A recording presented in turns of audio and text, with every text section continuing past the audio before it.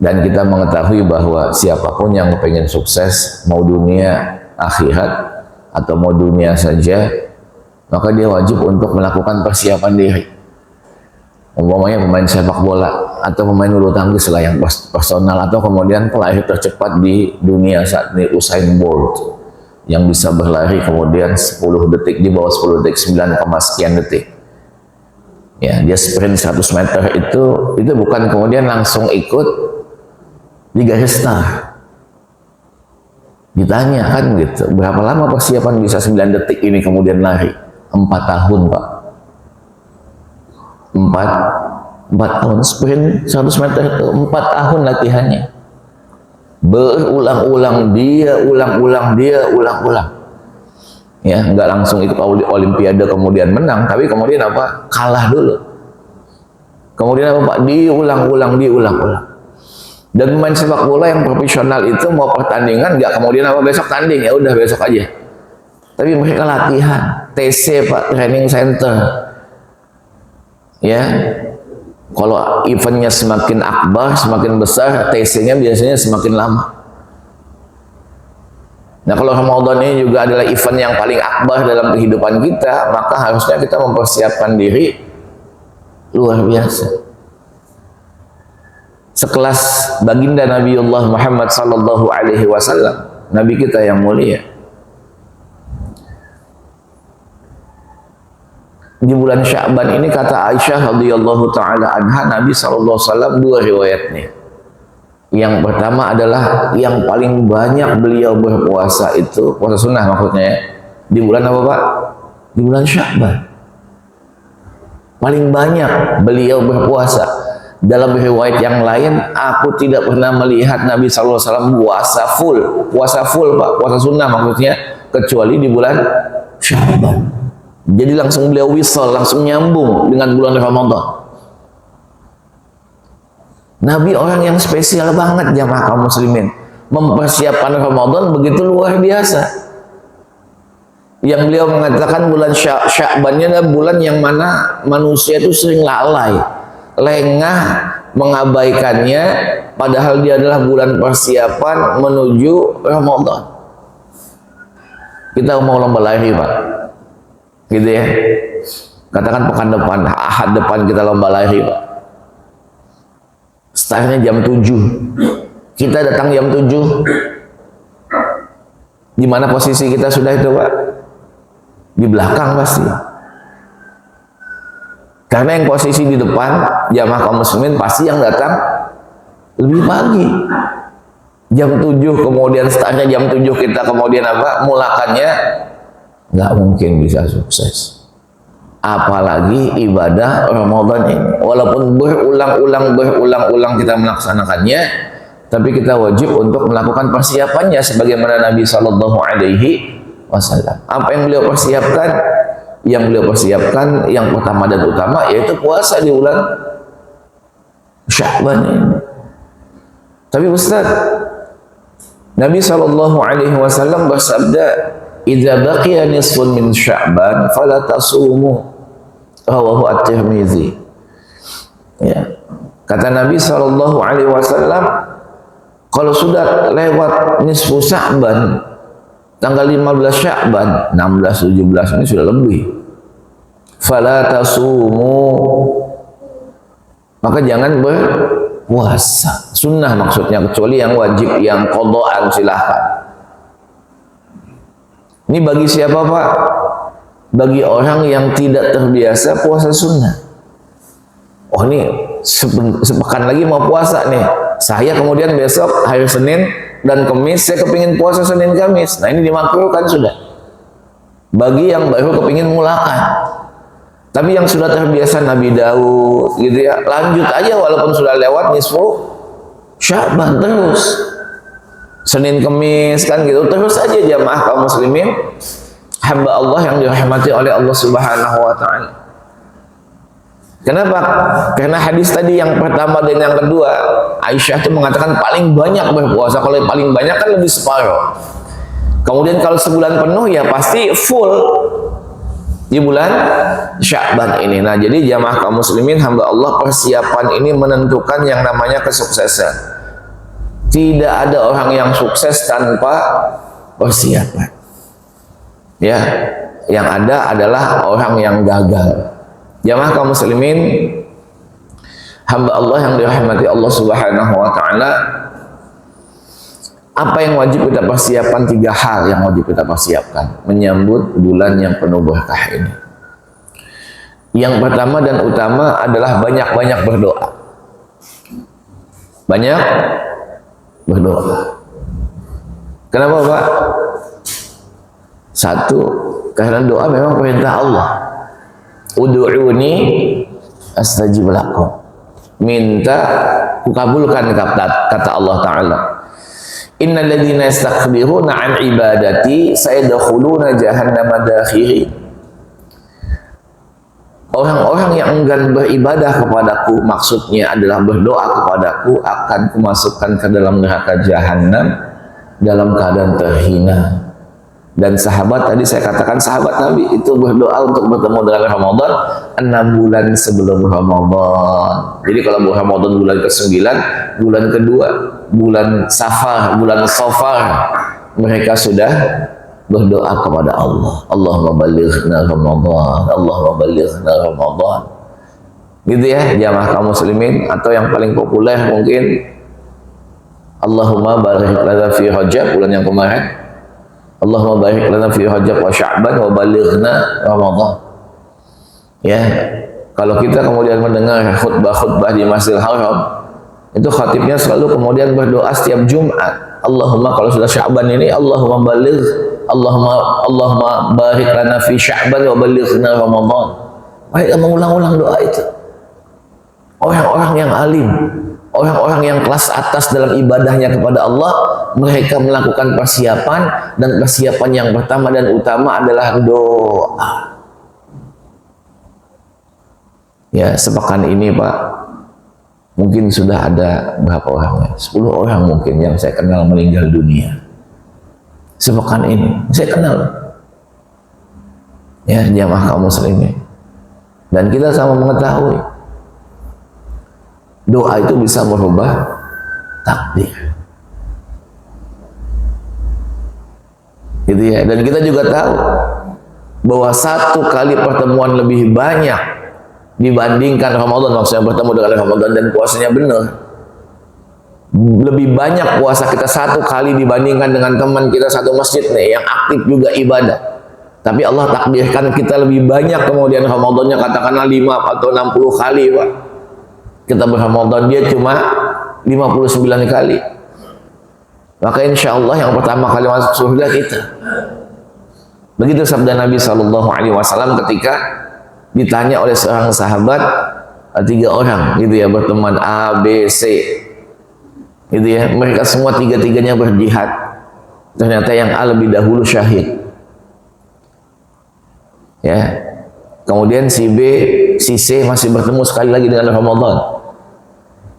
Habis Ramadan kemudian si B ini juga meninggal, tapi bukan di medan jihad. Kemudian si C dimimpikan. Dalam mimpinya itu si B lebih dahulu masuk surga dibandingkan si A. Kaget dia. Kalau orang yang mati syahid nih, dia tanya kepada Nabi SAW tentang mimpinya itu. Saya bingung Rasul, kok orang yang mati syahid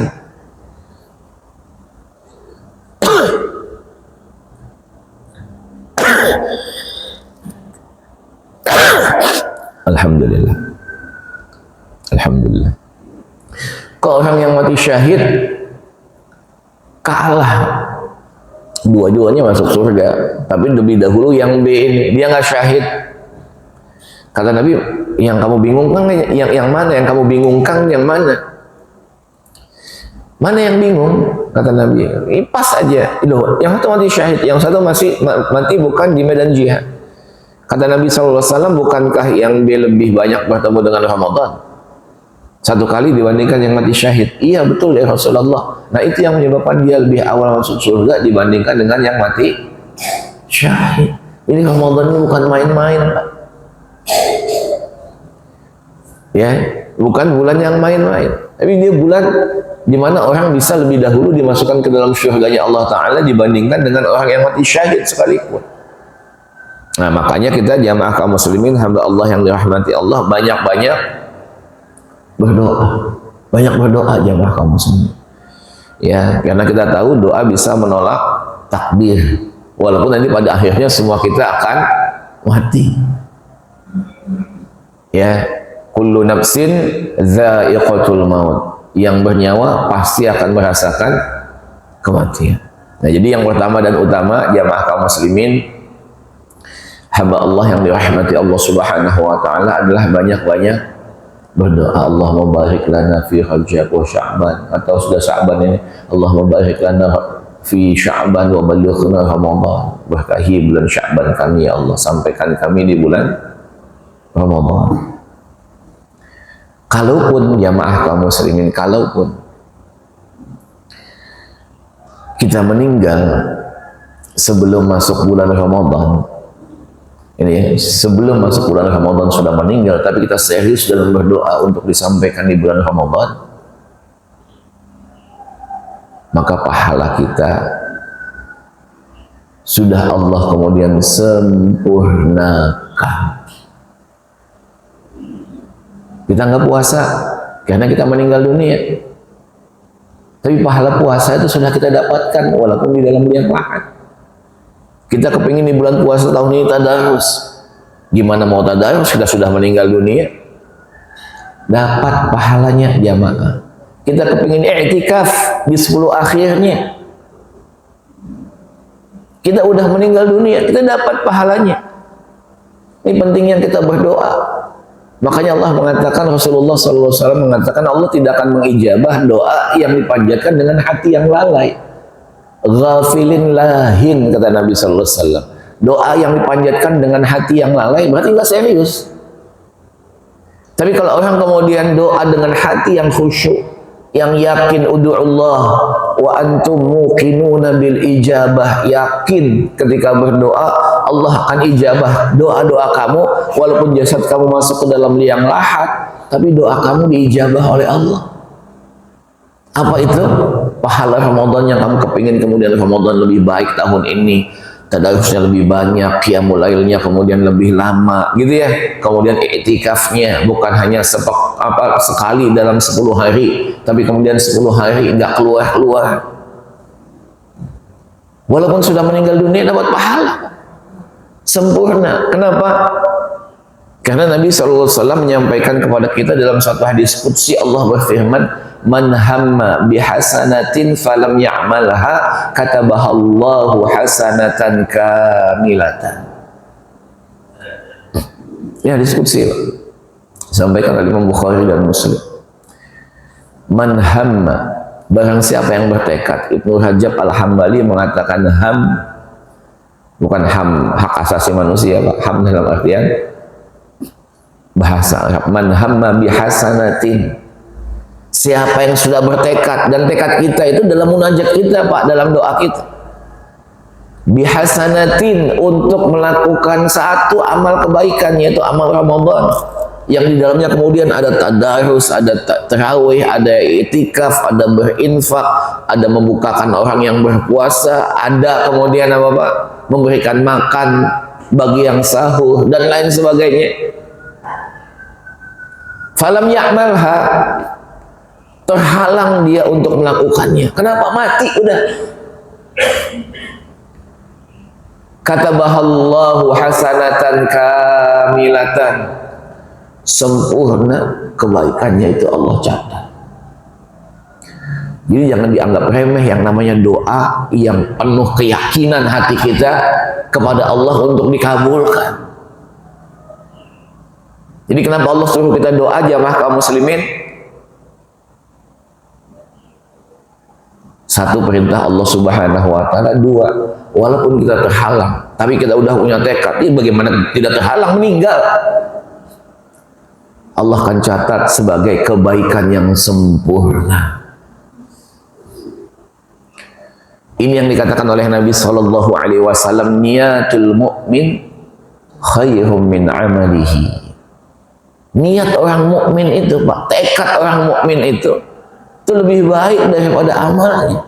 Kalau kita hidup bulan Ramadan, belum tentu Pak kita itikaf 10 hari, belum tentu kemudian bisa khatam Quran 2 kali atau 3 kali, belum tentu kemudian kita setiap hari mengiftarkan, membukakan orang yang berpuasa.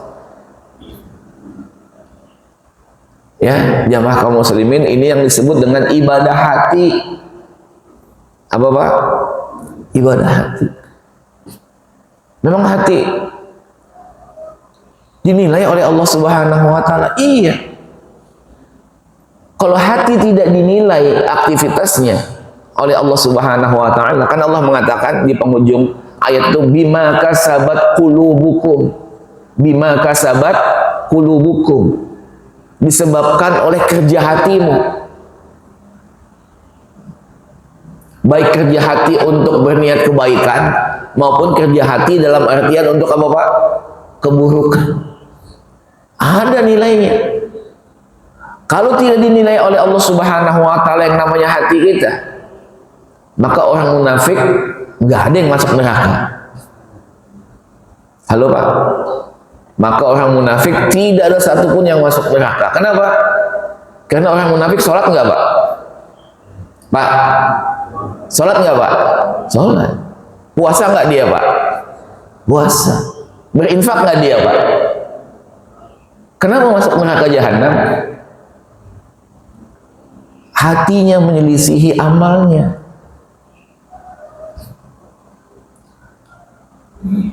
Hati-hati kita ini, jangan kemudian apa Pak?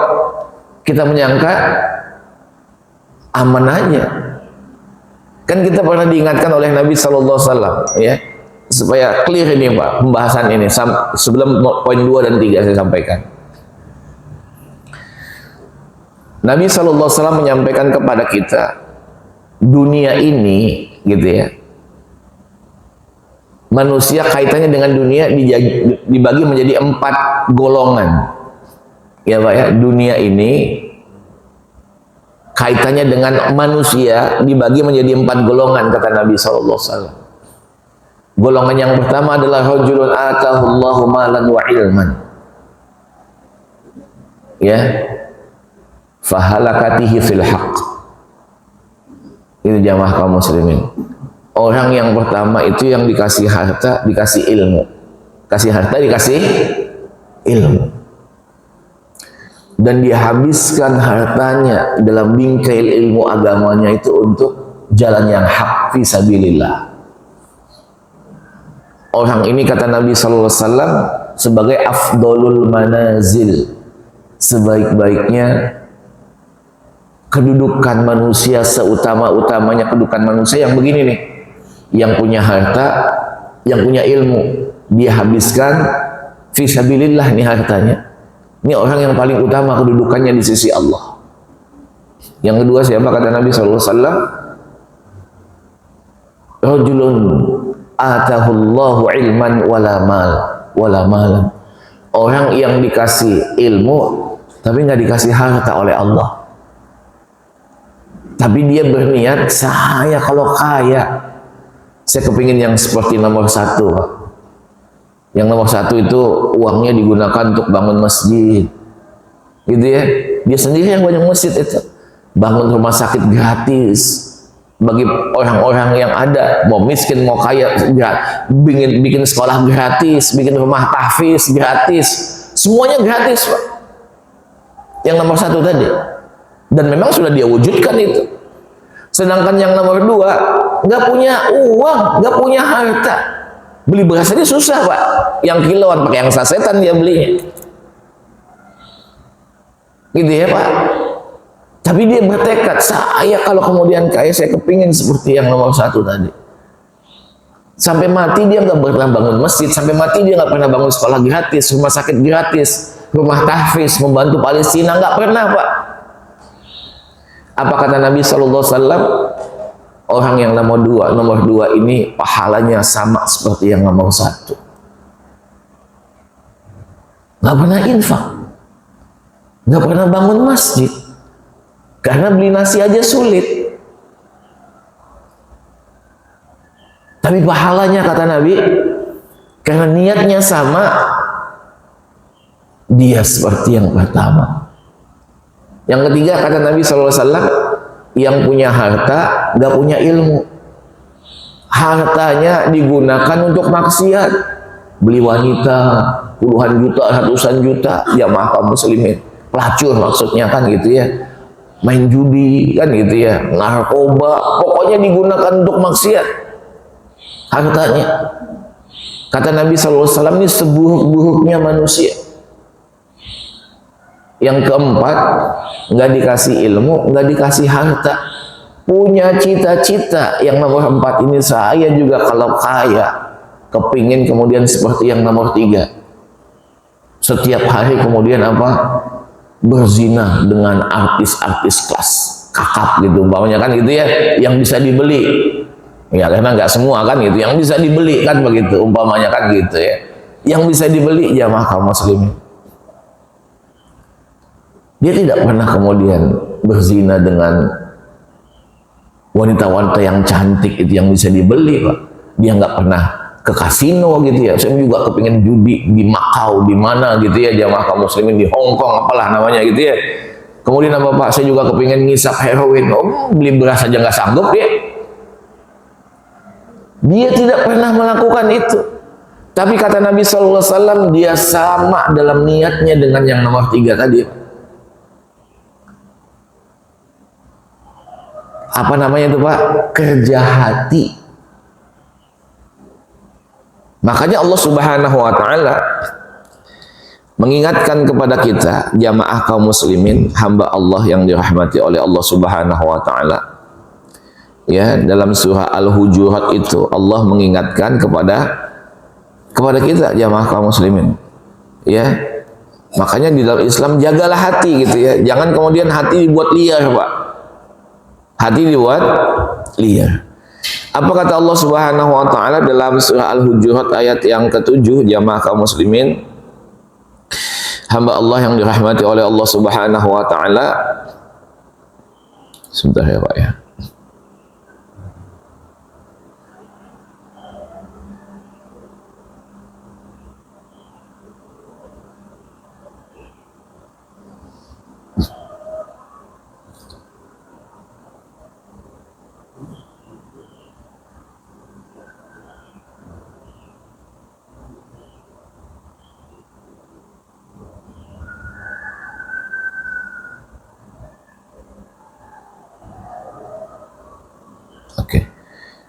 Baik, jamaah kaum muslimin, Allah mengatakan, a'udzubillahi minasyaitonirrajim, bismillahirrahmanirrahim, wa'lamu anna fiikum rasulullah law yuti'ukum fi katsirin minal amri la'anittum walakinnallaha habbaba ilaikumul imana wa zayyanahu fi qulubikum wa karaha ilaikumul kufra wal fusuqa wal isyan ulaika humur rasyidun. Gitu ya. Apa kata Allah? Wa'lamu anna fiikum rasulullah. Ketahuilah sesungguhnya di sisi kalian ada Rasul Allah. Ya, Rasulullah SAW masih hidup di sisi kalian. Lau yuti'ukum fi katsirin minal amri la'anittum. Gitu ya. Kata Allah, kalau seandainya Rasul SAW mengikuti semua kemauan kalian, kalian akan susah nanti pada ujung-ujungnya. Ya, kita tidak sedang bahas itu. Kemudian Allah katakan apa Pak? Walakinnallaha habbaba ilaikumul imana wa zayyanahu fi qulubikum. Ya, dan Allah buat bagi kalian apa Pak? Habbaba ilaikumul iman. Allah buat kalian tuh, hati kalian tuh mencintai yang namanya keimanan. Habbaba ilaikumul imana wa zayyanahu fi qulubikum. Allah buat kalian cinta, hati kalian tuh cinta dengan keimanan, dan Allah buat indah bagi kalian yang namanya keimanan. Jadi orang yang beriman itu, jamaah kaum muslimin, hatinya penuh dengan yang namanya Bapak, cinta dengan keimanan. Ada orang kemudian kecil-kecil gitu ya, menghafal Quran, dia senang melihat itu Pak. Masya Allah, sejak kecil sudah taat menghafal Quran. Dia lihat yang sepuh, yang tua, kemudian apa Pak? Belum yang muda datang, dia sudah datang ke masjid, Masya Allah. Ada orang suka berbagi, dia mengatakan, ya Allah, dia ngelihat orang yang taat tuh dia senang, Pak. Kenapa? Habbaba ilaikumul imana wa zayyanahu fi qulubikum. Karena Allah buat hati kalian itu indah, suka dengan yang namanya keimanan, ketaatan. Gitu ya. Kemudian apa, Pak? Koma. Wa karraha ilaikumul kufra wal fusuqa wal isyan. Dan Allah buat hati kalian tuh benci dengan kekufuran, dengan kefasikan, dan dengan kemaksiatan.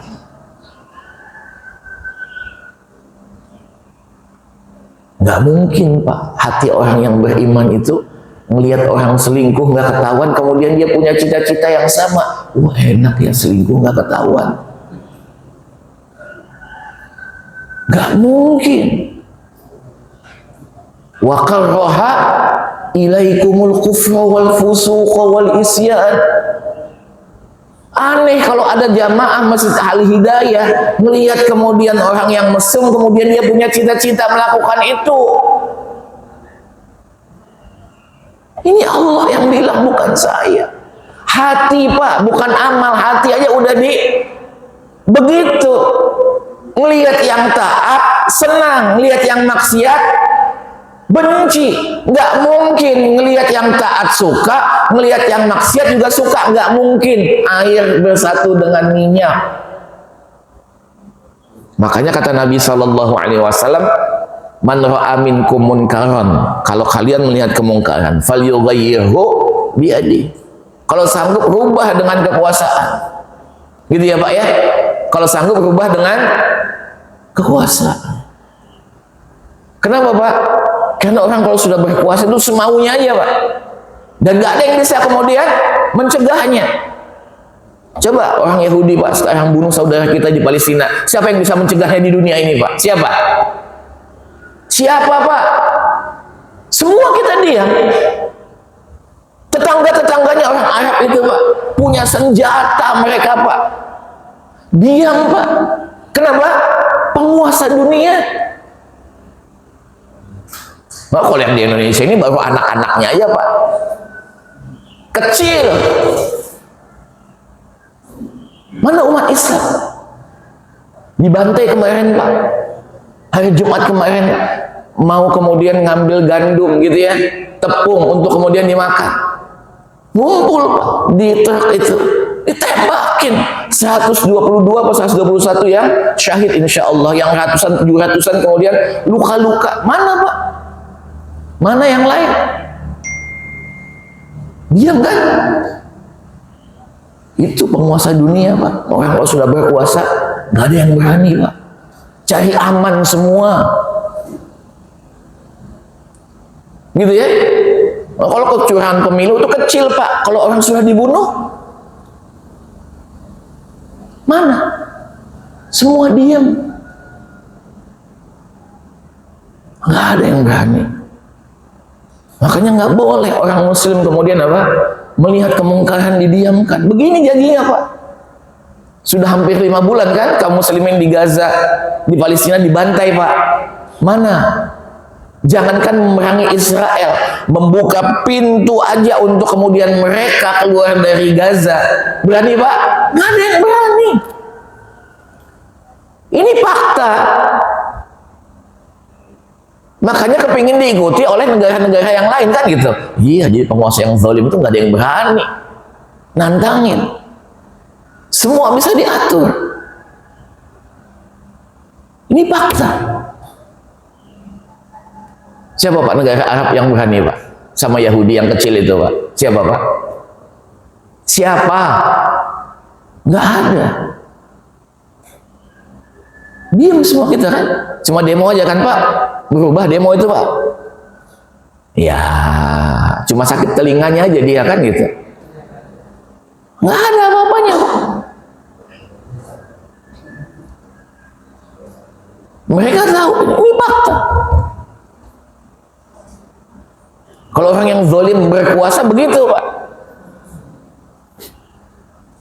Halo? Ini bukan di Indonesia, Pak. Yang membunuh itu bukannya di Indonesia kan, di Palestina Pak. Karena dia tahu membunuh orang ini sama dengan kemudian apa Pak?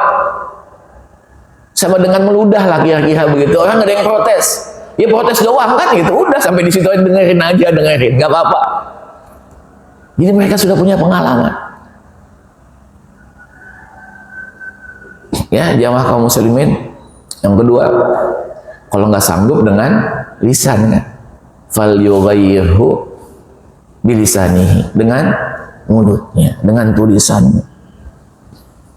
Kalau nggak sanggup apa Pak? Dengan hati, kan berarti dinilai hati kita oleh Allah.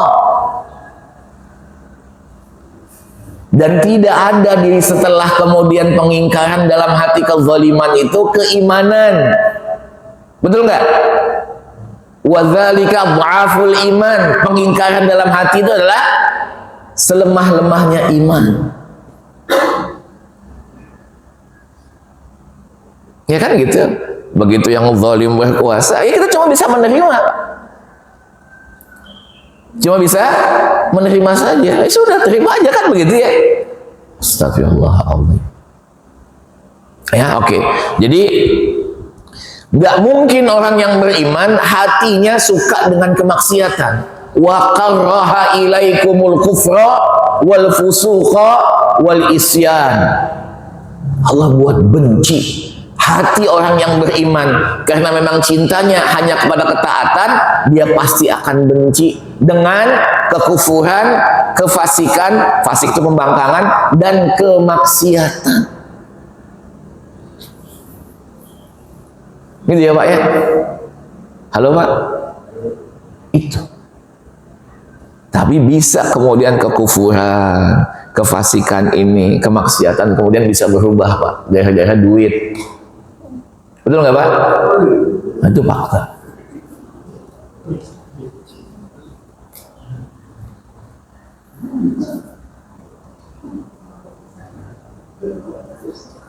Halo, halo.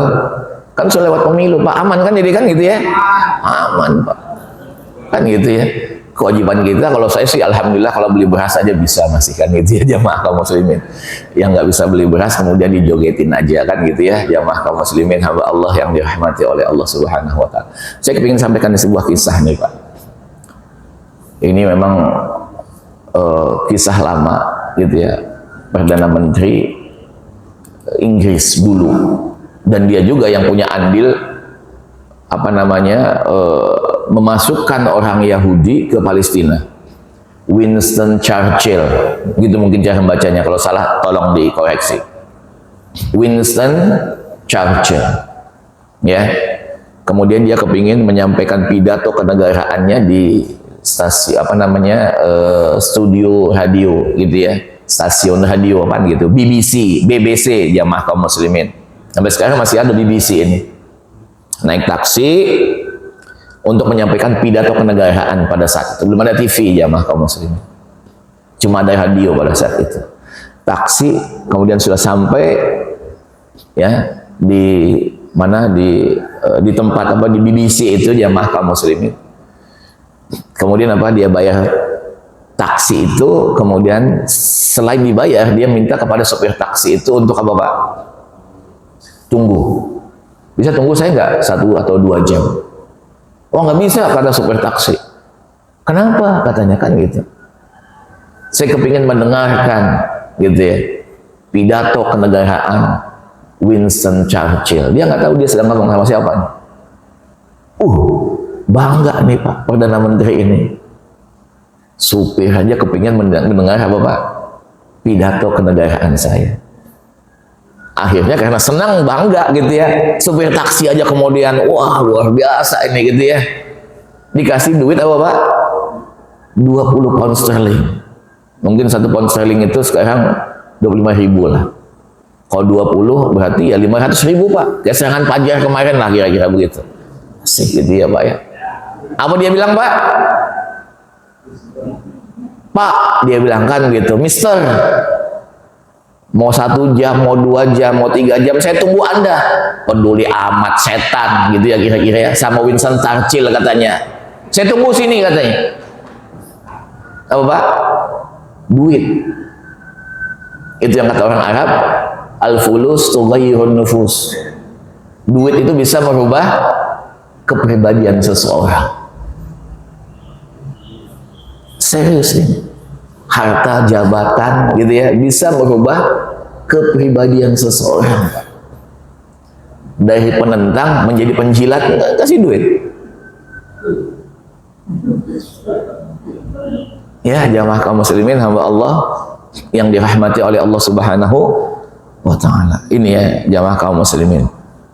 Ya. Taib. Jadi Bapak, enggak mungkin hati orang yang beriman, saya ulangi lagi, mencintai kemaksiatan. Cintai yang enggak mau, apalagi ngambil, apalagi melakukannya. Kenapa? Karena Allah berfirman, "Yauma la yanfa'u malun wala banun illa man atallaha biqalbin salim." Hari kiamat nanti enggak bermanfaat harta. Ya sudah habis memang hartanya. Gitu ya Pak ya, di dunia begitu meninggal dunia selesai. Wala banun, begitu juga dengan anak-anak. Illa man atallaha biqalbin salim, kecuali orang yang datang kepada Allah dengan hati Pak, hati yang bersih. Hatinya cuma cinta kepada ketaatan, keimanan, benci kepada kekufuran, kefasikan, dan kemaksiatan. Itu yang dikatakan Nabi dalam satu hadisnya, innallaha la yanzuru ila suwarikum wala ila ajsamikum walakin yanzuru ila qulubikum. Allah Subhanahu wa taala tidak melihat rupa tampang kalian, tapi yang dilihat hati kalian. Ya kan gitu. Nyesal kenapa saya kemarin gak ngambil duitnya ya. Sudah ndak dapat duitnya, dapat dosa lagi Pak. Halo jamaah kaum muslimin. Ya, jadi jamaah kaum muslimin sudah suruh ya. Baik. Hamba Allah yang dirahmati oleh Allah Subhanahu wa taala. Jadi ya Bapak, hati itu dinilai. La yu'akhidzukumullahu billaghwi fi aymanikum walakin yu'akhidzukum bima kasabat qulubukum. Itu kata Allah. Artinya apa Pak Ustaz?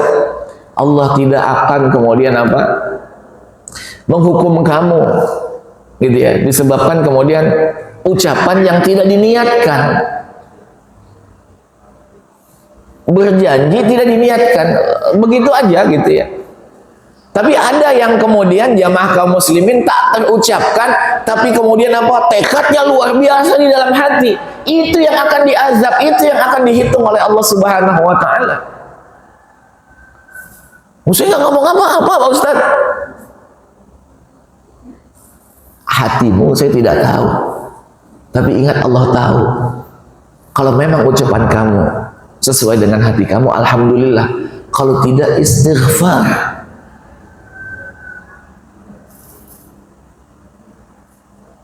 Ya, makanya ada seorang ulama yang dulu bukunya bestseller Pak, La Tahzan, Dr. Aid Al-Qarni. Beliau masih hidup.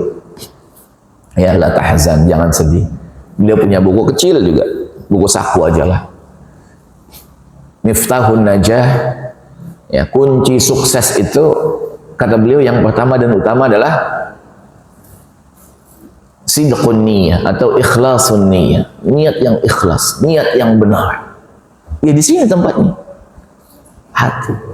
Saya mau tanya sama Bapak sekalian, kalau kita nanti di saat zuhur ya insyaallah nanti masih panjang umur mudah-mudahan, saat zuhur Pak, 4 rakaat. Tapi di dalam hati kita niatnya salat asar, sah nggak Pak? Salat kita kan asar sama zuhur sama-sama 4 rakaat, nggak ada bedanya, gerakannya juga nggak ada bedanya. Allahu Akbar, zuhur ini, tapi dalam hati kita niatnya asar. Sah nggak salat kita Pak? Sah nggak Pak? Tidak sah, kata ulama, sepakat ulama tidak sah. Kenapa? Hatinya salah. Kalau sama-sama baik, sholat kok sama-sama baik kan gitu ya. Tapi kan yang satu zuhur, kemudian yang satu asar. Makanya kan kita nggak perlu kaget pada orang takbir Allahu Akbar, tiba-tiba kemudian takbir lagi. Bisa jadi dia niatnya asar, Pak. Nah itu kan gitu. Kalau gitu saya minum dulu Pak ya, boleh ya? Bismillah.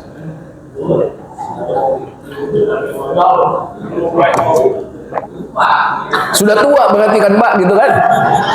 Itu. Kalau masih muda ya nggak lupa lah kan? Enggak Pak, yang namanya lupa itu milik orang tua dan anak muda.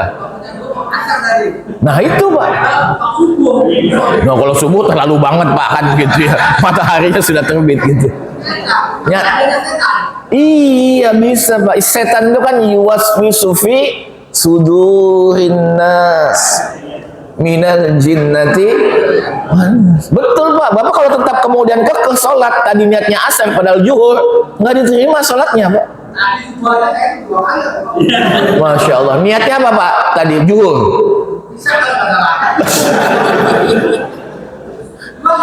Nggak apa-apa ini. Iya.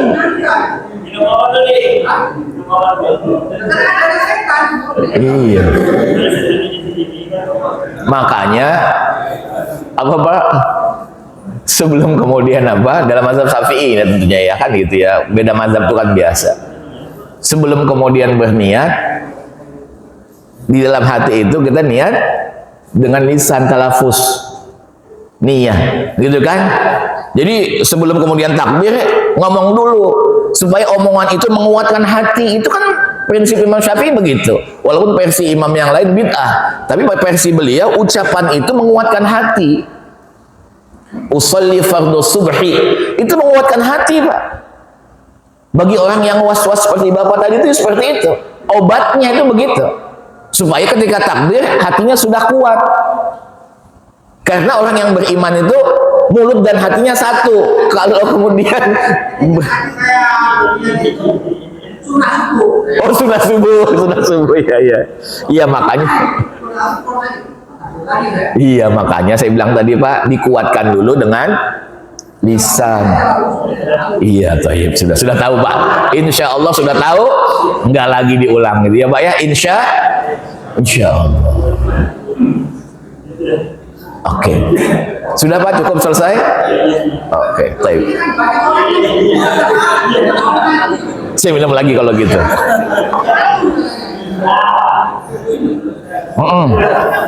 Saya minum dulu Pak.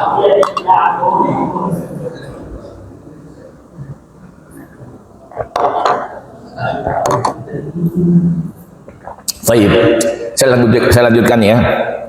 Jadi jamaah kaum muslimin, sebentar lagi subuh ya.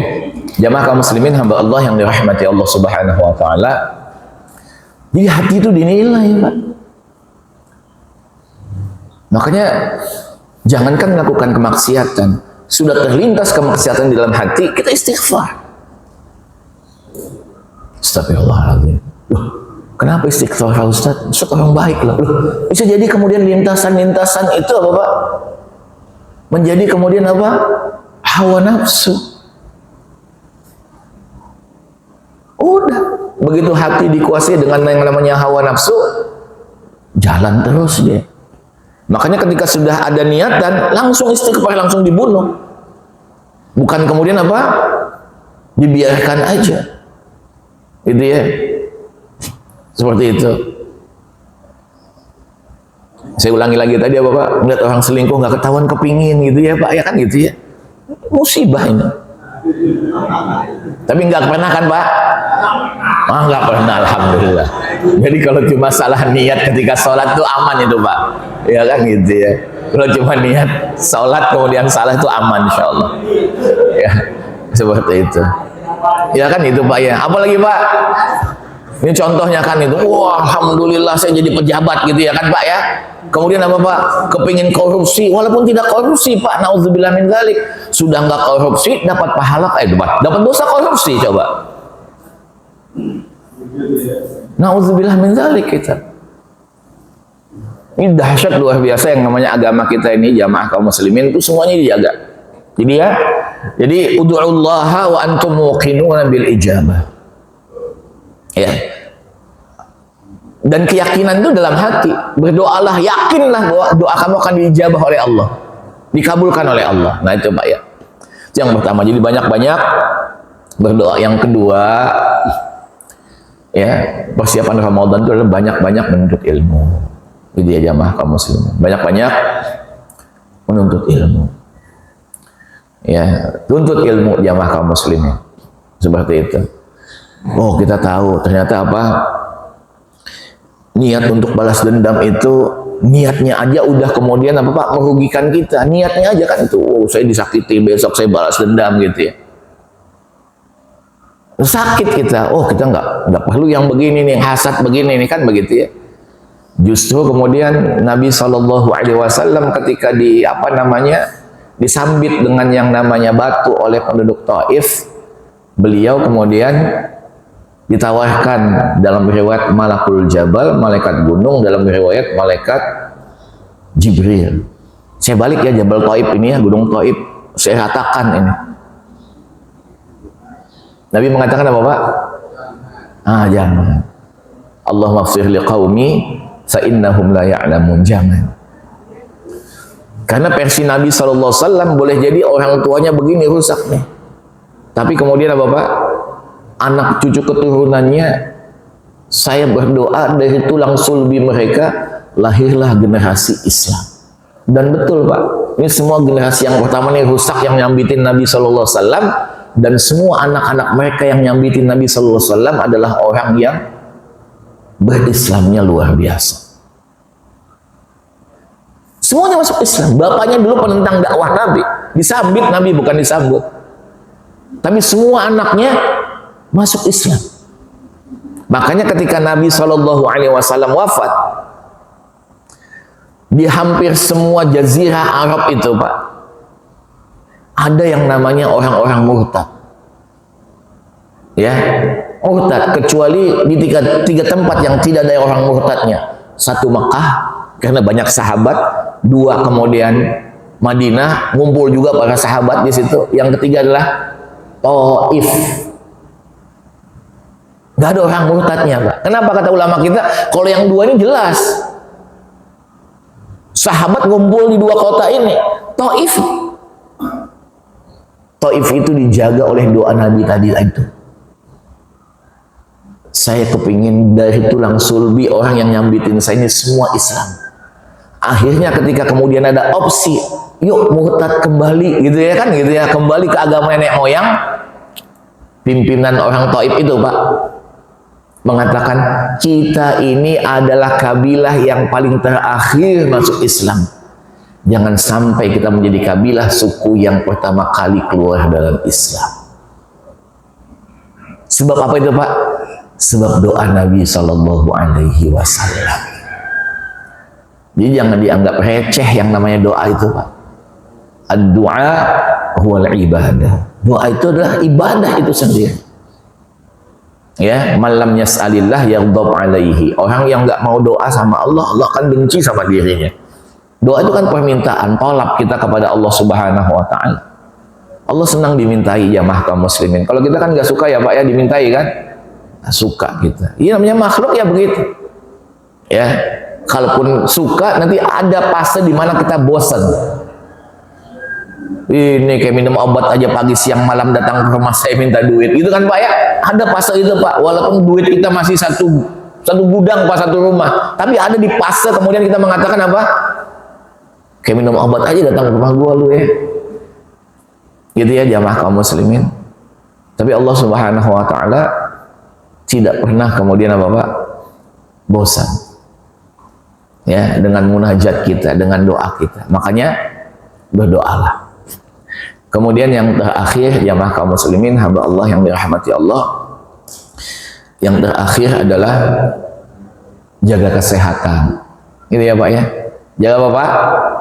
Kesehatan. Karena Ramadan ini ibadah yang memerlukan kesehatan. Makanya orang yang sakit wajib nggak puasa Pak? Nggak wajib. Ya sakit yang beneran ya Pak ya, bukan sakit panauan gitu ya Pak ya. Kalau sakit panau Pak tetap kemudian apa panu tetap wajib puasa. Sakit yang dikhawatirkan sakitnya akan menambah farah, atau sampai menghadirkan kematian. Ya, jamaah kaum muslimin, seperti itu.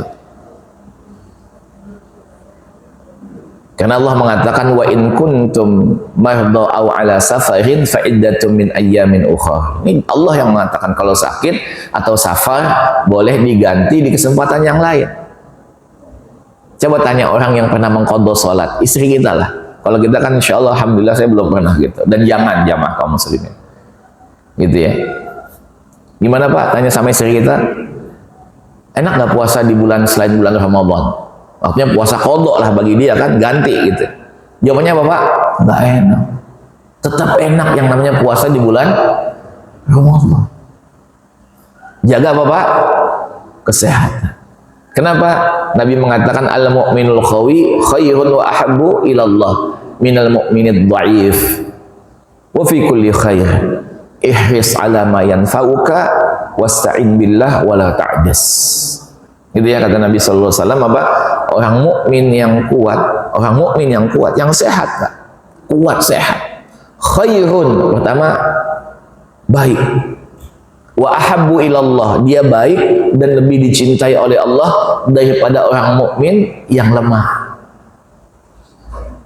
Kenapa? Karena banyak amal Islam yang nggak bisa dilaksanakan kecuali kita sehat. Gitu ya. Salat yang berdiri pahalanya 2 kali lipat dari yang duduk, gitu kan? Anda dapat pahala sholat, tapi Anda sakit duduk sholatnya, maka pahala yang berdiri, ini sabda Nabi SAW, 2 kali lipat dibandingkan dengan yang duduk. Berarti apa Pak?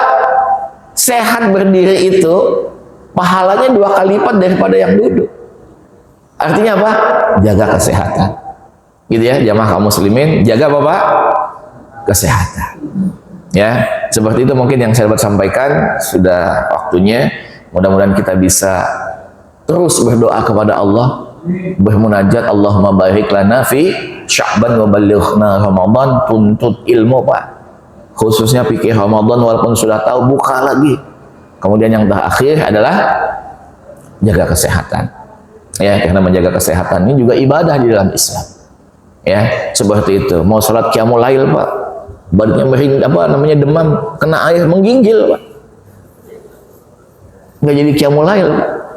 Gitu ya jamaah kaum muslimin. Baik, subhanakallahumma bihamdika asyhadu an la ilaha illa anta astaghfiruka wa atubu ilaik. Wa sallallahu ala sayyidina Muhammadin wa ala alihi wa sahbihi ajma'in. Walhamdulillahirabbil alamin. Wassalamu alaikum warahmatullahi wabarakatuh.